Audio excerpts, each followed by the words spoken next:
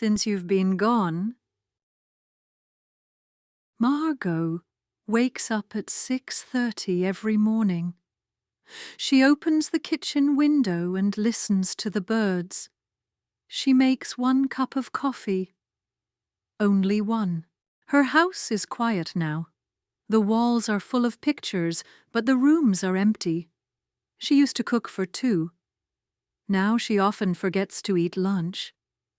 Margot is 53 years old. She lives in a small house near the sea. The beach is only 10 minutes away, but she hasn't walked there in weeks. She used to go every Sunday with Daniel. Daniel was her husband. They were married for 30 years. He died 9 months ago. A heart attack. It was fast. Too fast. That morning, Daniel was laughing. He had made pancakes. He kissed her forehead and said, "You always look beautiful in the morning."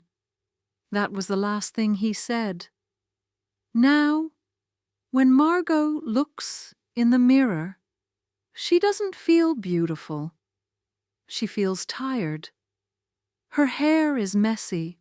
Her eyes are dry.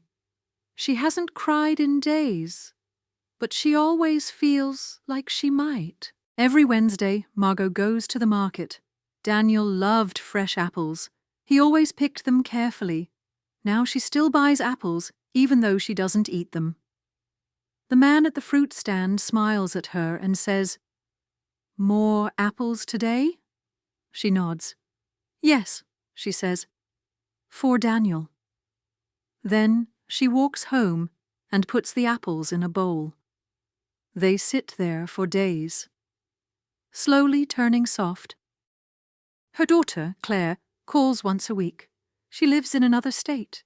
She says, "Mom, you should go out. See your friends. Do something." Margot says, "I'm fine." But she isn't. She watches the same movies again and again. She looks through old photo albums. Sometimes she talks to Daniel, like he's still there. One Sunday, she opens a drawer and finds Daniel's old notebook.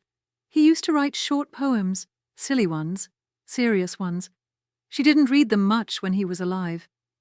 She opens to one page. It reads, "If I go before you, don't sit in silence. Go to the sea, take a deep breath, and walk forward for both of us." Margot closes the notebook. Her hands shake. The next morning she wakes up and puts on her walking shoes. She walks to the beach. The wind is soft. The sky is light blue. She walks slowly at first. Her heart is heavy. But after a few minutes, her steps become stronger. Her eyes begin to water. Then the tears come fast. But she doesn't stop walking. She thinks about the first time she met Daniel. The day he made her laugh so hard, she dropped her ice cream.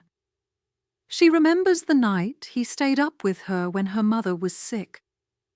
She remembers how he danced badly in the kitchen and made her smile, even during hard times. And now she remembers the notebook. Margot sits on a rock and cries, not because she wants to, not to feel better, but because it's finally time. She lets the sadness come. Real sadness. Not quiet, not soft, but real. After some time, she wipes her face. She looks at the waves. They keep moving. They don't stop. Neither can she.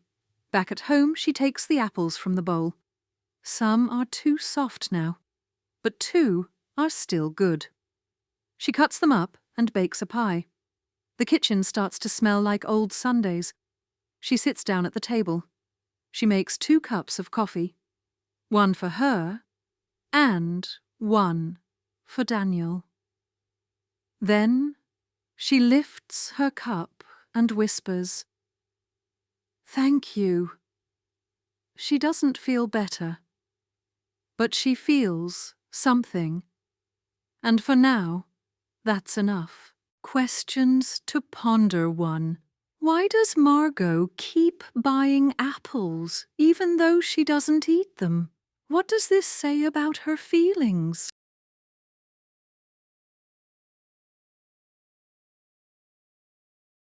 2. What small actions show Margot's love for Daniel, even after his death? 3. Have you ever kept something or done something to remember someone you lost? Why? 4. How does reading the poem help Margot begin to heal? 5. What does the empty chair symbolize in this story? Thanks for listening and pondering with us